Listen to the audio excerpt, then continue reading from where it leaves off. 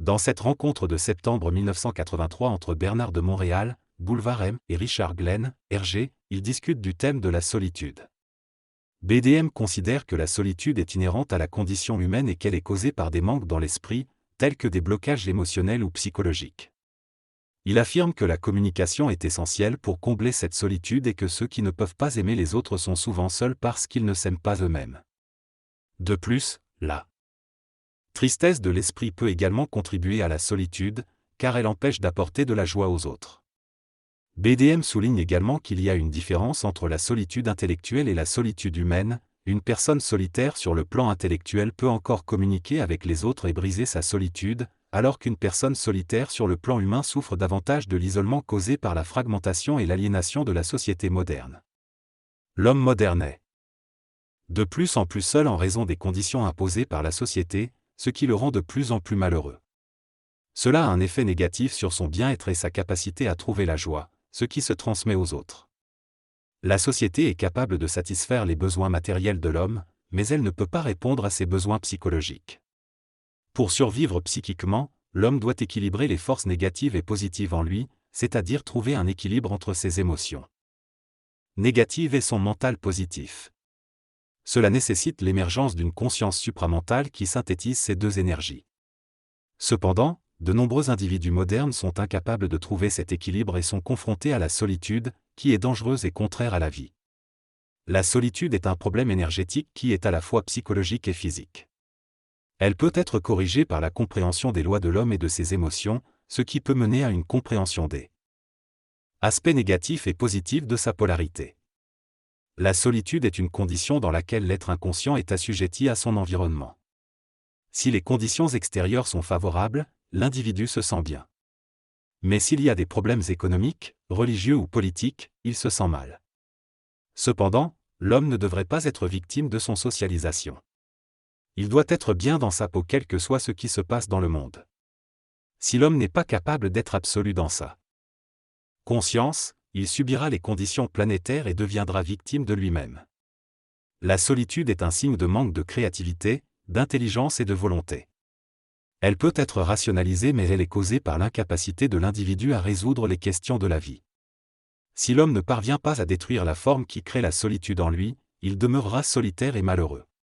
Il ne pourra pas voir la beauté de la terre et sera de plus en plus affecté par les conditions extérieures. La solitude peut conduire à la perte de contact avec soi-même, entraînant un déséquilibre émotionnel et mental pouvant mener à la folie. Cependant, il existe des formes de solitude apaisante, où la personne est accompagnée par des êtres invisibles lors de sa mort. Certaines solitudes sont bénéfiques lorsqu'elles sont choisies volontairement pour se retirer et se recentrer sur soi-même. Il est important de distinguer la solitude négative de ces formes de solitude positive. La solitude peut être un chemin de développement humain, où chaque individu apprend à vivre et à faire face à sa propre solitude. La solitude vécue par le Christ lorsqu'il a dit « Père, pourquoi m'as-tu abandonné ?» illustre cette expérience spirituelle. On ne peut pas confondre la solitude du Nazaréen avec celle de l'homme sur la rue Sainte-Catherine. La solitude de l'homme est quelque chose qu'il doit être capable de vivre. Il y a la solitude négative et la solitude positive, tout comme il y a l'amour négatif et l'amour positif. L'homme doit être capable de vivre seul pour un certain temps, mais il ne vivra jamais seul de façon indéfinie. Dans le cosmos, aucun être ne vit seul, la solitude est une période de réajustement et d'autonomie. Il est impossible pour un être humain de vivre seul indéfiniment, car la créativité nécessite une connexion avec le monde. La communication est fondamentale dans le cosmos. Ainsi, si l'homme connaît la solitude, elle est temporaire et doit être vécue de manière puissante, sans souffrir psychologiquement. Dieu n'est pas seul, mais l'homme peut se sentir seul en raison de sa conception mentale limitée. Le concept de solitude est simplement utilisé par l'homme pour comprendre l'unité dans le cosmos, mais il ne représente pas la réalité de Dieu. Dans cette conversation, Bernard de Montréal et Robert Garron discutent de l'importance de la création et de la pensée originale. Ils soulignent que parler de choses qui ont déjà été pensées est inutile et limitatif. Ils insistent sur la nécessité de créer constamment avec notre esprit supérieur afin de canaliser de l'énergie et de changer notre vibration mentale et émotionnelle. Ils soulignent également que l'homme doit tuer tout ce qui n'est pas créatif en lui pour atteindre la plénitude et combattre la solitude. Il note que les génies, bien qu'ayant des facultés au-delà de la normale humaine, ont aussi des faiblesses et souffrent. En conclusion, ils affirment que l'homme doit évoluer et devenir un être créateur pour changer sa condition et accéder à une conscience supérieure. Selon Bernard de Montréal, pour atteindre le karma de l'homme et devenir un être supramental, il est nécessaire de dépasser le stade du génie et d'être totalement intégré dans sa conscience supérieure. Il explique que dans certaines civilisations, être un génie est normal, tandis que dans notre société actuelle, la masse humaine est ignorante et manque de créativité. Être un génie ne garantit pas le bonheur, il est préférable d'être bien dans sa peau. La solitude dont parle Bernard de Montréal dans le contexte de la pyramide aplatie de notre société n'est pas une solitude psychologique, mais plutôt une solitude de compréhension cosmique. Un initié, qui est en contact avec la conscience supramentale, ne souffre pas d'être seul, car sa solitude est remplie par son contact avec une énergie totale. Il peut descendre à la base de la pyramide pour communiquer avec les gens, mais reste solitaire dans son intelligence et sa compréhension. La solitude psychologique, quant à elle, est liée à la psychologie humaine et commence et se termine à l'intérieur de l'individu. Un homme vibral, ayant une conscience supramentale, n'est pas seul même s'il est physiquement seul, car il est en relation vibratoire avec l'énergie qui synthétise ses émotions et son mental. Un homme centré n'est pas seul socialement car il n'est plus seul avec lui-même et il peut exprimer son énergie dans le monde. La centricité est liée à la créativité et implique un contact entre le mental inférieur et la conscience supérieure. La solitude devient dangereuse lorsque l'individu perd la notion de sa capacité à transformer sa vie. Lorsqu'il se sent écrasé par les événements et est incapable de puiser en lui-même l'énergie émotionnelle et mentale dont il a besoin, sa solitude devient dangereuse. Cette incapacité résulte souvent de la scission dans un couple, où l'individu n'est pas capable de recréer les énergies qui lui ont été enlevées à cause d'un lien créé par l'amour ou par le besoin de sécurité matérielle. Dans les couples où se trouve de l'intelligence, la séparation peut mener à une résurrection de l'énergie, tandis que dans les couples où il y a de l'infamie, l'expérience peut mener au suicide en raison de la faiblesse émotionnelle et mentale. L'homme doit apprendre à transmuter l'énergie de la mort en énergie créative pour aimer la vie et créer quelque chose de bien. Le suicide lié à la scission dans les couples est donc un phénomène qui survient lorsque l'individu est incapable d'absorber le choc de l'expérience et de transmuter cette énergie en une vibration plus puissante. Tout revient à la volonté et à l'intelligence. Les couples terrestres sont souvent fondés sur un besoin mutuel, émotif, ce qui crée des difficultés lors de la séparation. Selon l'auteur, les couples existants aujourd'hui sont souvent basés sur des liens religieux ou civils plutôt que sur une véritable connexion émotionnelle. Il explique que ces couples peuvent être fragiles et se dissoudre si les conditions changent ou s'il y a des problèmes. Pour éviter cette dissolution, les hommes et les femmes doivent être capables de transcender leurs conditions et de créer un couple autonome, basé sur une véritable connexion intellectuelle et émotionnelle. Il souligne que la dépendance émotionnelle dans le couple peut être problématique et que le couple ne doit pas être basé sur des aspects psychologiques ou matériels, mais sur notre intelligence pure. Il y a également une discussion sur la solitude dans le couple, où certains couples peuvent rester ensemble par peur de perdre l'équilibre qu'ils apportent, mais ils vivent une véritable solitude car ils ne parviennent pas à transcender leur couple. Cependant, l'auteur affirme que vivre en couple est la plus belle condition de vie, permettant d'avoir quelqu'un avec qui parler et de créer une famille. Vivre en couple fait partie des lois de la Trinité, selon lui. Dans cet extrait, l'auteur parle de la réalité des couples et de la façon dont ils fonctionnent. Il explique qu'un couple doit être en harmonie avec les besoins et les vibrations de chaque individu, sans être influencé par d'autres couples. Il compare les couples à des vieux objets poussiéreux qu'il faut nettoyer et ajuster pour les rendre fonctionnels. L'auteur donne l'exemple des couples qui se disputent régulièrement mais qui finissent par se réconcilier, spécialement pendant la période menstruelle de la femme. Il explique que ces disputes sont nécessaires pour ajuster et comprendre l'autre.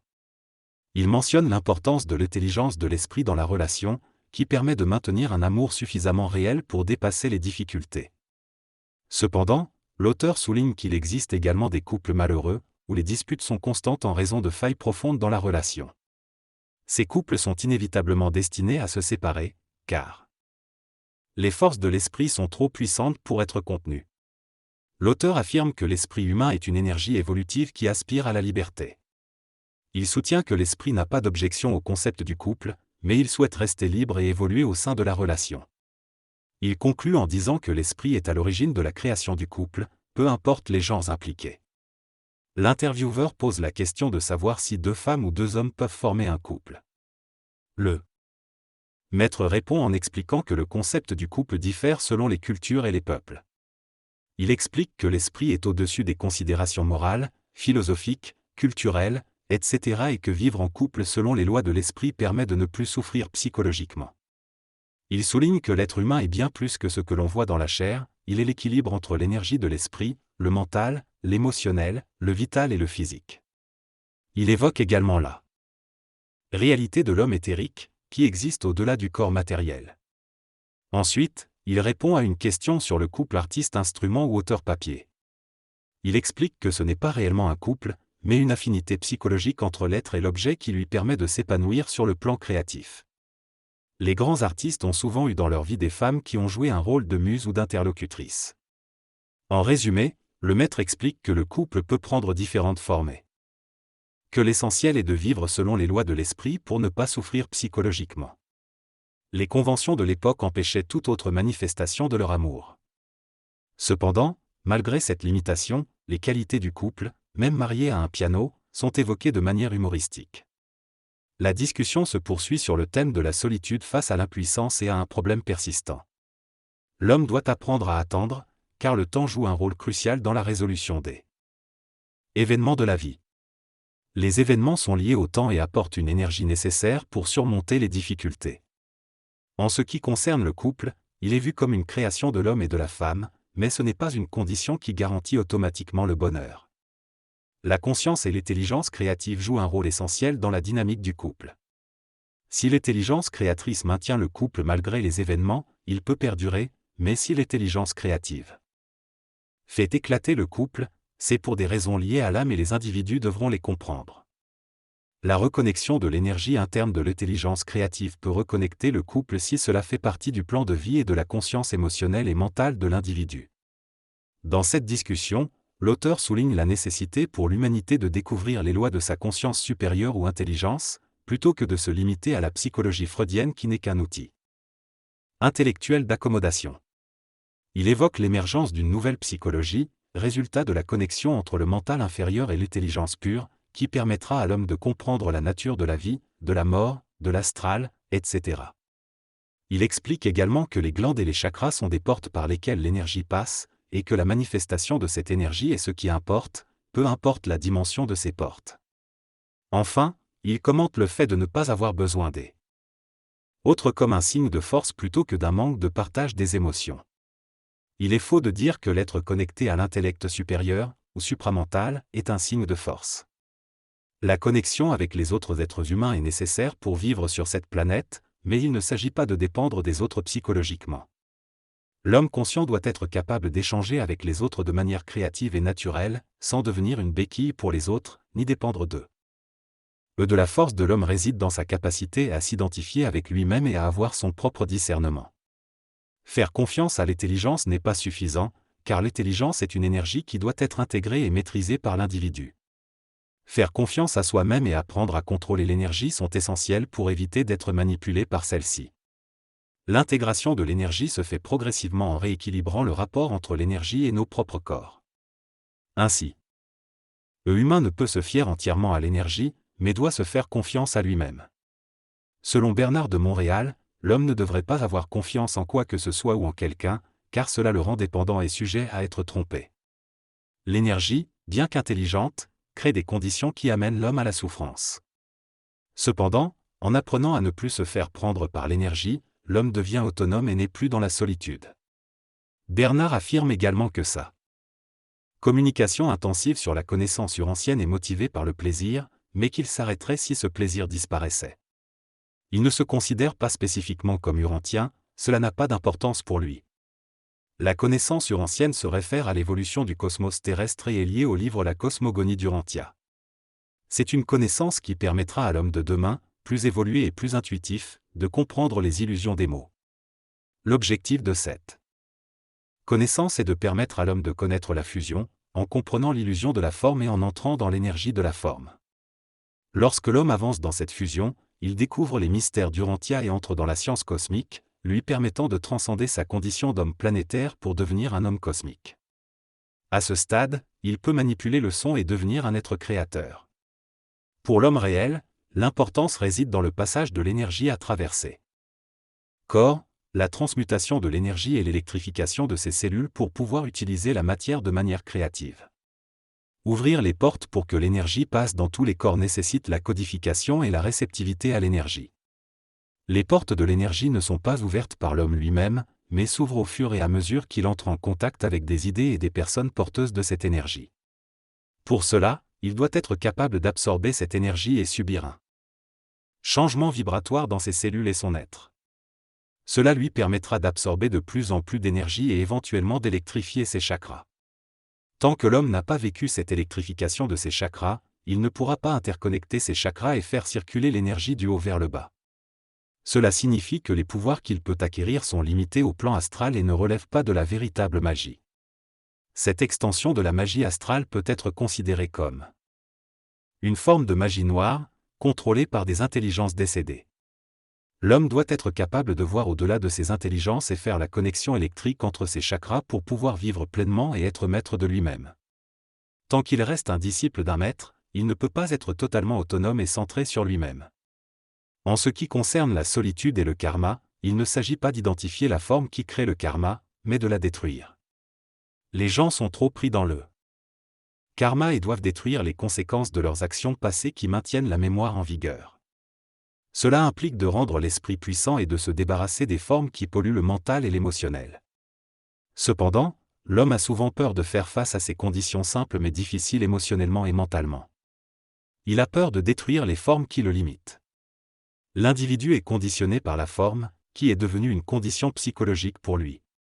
Cependant, elle existe des liens avec la forme et la peur et ce qui doit éventuellement être éliminé. Mais ce n'est pas à l'homme de créer les conditions pour éliminer cette peur, c'est la vie qui le fait. L'esprit crée des conditions pour que l'homme soit confronté à une crise, dans laquelle il évolue et détruit la forme. Tant qu'il n'est pas en crise, il souffre de la forme. Quand il en est conscient, il développe une volonté et une intelligence de plus en plus puissantes, et il met fin à la forme. C'est ainsi.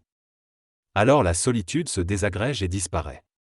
Il est important de ne plus penser en termes de karma, car cela nous lie à la forme.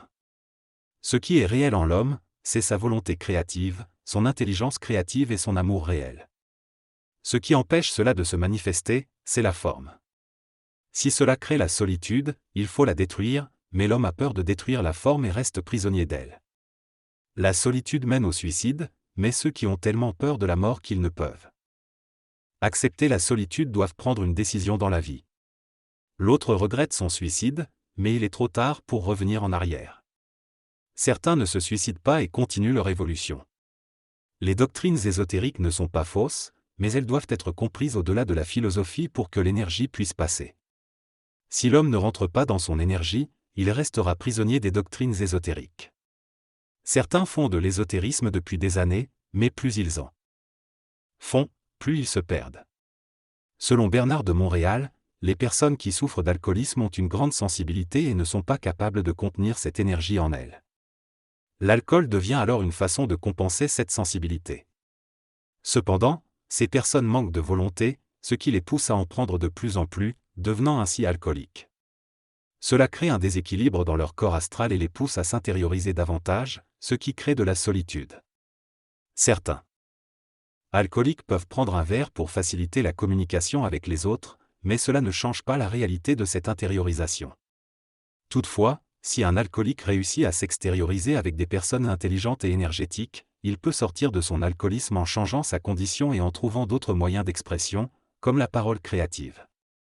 Il est possible que la compagnie qu'il fréquente joue un rôle crucial dans son cheminement vers la guérison. Dans cette partie de l'interview, Bernard de Montréal discute du lien entre la créativité et l'alcoolisme. Il explique que les génies ont souvent des problèmes d'alcool car ils sont souvent seuls dans leur état psychologique et leur sensibilité. Les génies ont souvent du mal à se faire comprendre et cela peut les amener à souffrir. Il prend l'exemple d'Einstein qui aurait pu devenir fou s'il n'avait pas été reconnu pour sa théorie de la relativité. Bernard de Montréal mentionne également Nietzsche qui a dû vivre sa compréhension philosophique seul. Il souligne que les génies ont souvent du mal à trouver des oreilles pour les écouter, mais que cela est en train de changer grâce à la reconnaissance et au soutien des multinationales. Il aborde ensuite le fait qu'il a fallu du temps pour que les gens comprennent son message et comment il se sent maintenant d'être écouté. Il explique qu'il a toujours dit au monde de ne pas le croire aveuglément, car ce qu'il dit ne se comprend pas intellectuellement. Est-ce doit se savoir. Il ne veut pas être considéré comme un gourou ou un maître spirituel et préfère garder sa liberté et celle du public. L'intervieweur mentionne ensuite que certains adoptent la façon de penser de Bernard de Montréal, qui est en opposition avec le message du Nazaréen.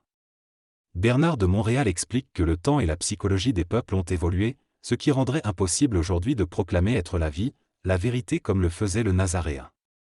Dans le temps passé, les gens étaient simples et l'humanité comprenait les aspects occultes de la vie à travers des paraboles. Mais aujourd'hui, les temps ont changé et la psychologie a évolué. On ne peut plus parler de la même manière, il faut s'adapter au temps présent. Le Nazaréen, par exemple, ne parlerait pas de la même manière s'il revenait dans le monde aujourd'hui. Les gens attendent des discours directs et concrets, et si cela a du sens, ils le comprendront, sinon ils passeront à autre chose. L'homme est entré dans un nouveau cycle d'évolution où il peut devenir intelligent par lui-même, sans passer par l'extérieur. Dans le passé, la religion catholique avait une importance pour équilibrer les différentes croyances, mais aujourd'hui, il est temps pour l'homme de se connecter à son propre intelligence. Le rôle des gourous et des leaders spirituels est aussi discuté, certains font un travail constructif, mais d'autres sont pris dans la forme et ne comprennent pas réellement. L'objectif principal est d'apprendre à se protéger contre le mensonge, car beaucoup de gens sont piégés sans même le savoir. Utiliser intelligemment le mensonge peut être utile pour faire progresser l'homme dans son évolution. Dans cette intervention, l'auteur exprime sa volonté de détruire tout ce qu'il crée afin de permettre aux gens d'accéder à leur énergie intérieure. Il explique que certains maîtres connaissent les lois du mensonge cosmique et travaillent en fonction de l'élévation de l'intelligence humaine. De ne pas la dominer. Il souligne que l'homme est fondamentalement intelligent, mais que les émotions et l'intellect peuvent entraver cette intelligence. Son travail consiste donc à détruire les formes pour amener les gens à être totalement dans leur intelligence. Il affirme que ses futurs livres créeront un cataclysme psychologique pour aider les individus à comprendre les formes et à voir au-delà d'elles. Il explique également que la pensée crée des formes et que l'initiation solaire consiste à détruire ces formes de pensée et d'émotion. Il conclut en évoquant la conscience cosmique, qui permettra de tout comprendre une fois que l'on pourra vibrer au niveau de nos corps subtils avec l'énergie cosmique. Enfin, il mentionne que les gens vivant près de la nature et à la campagne parlent souvent de solitude.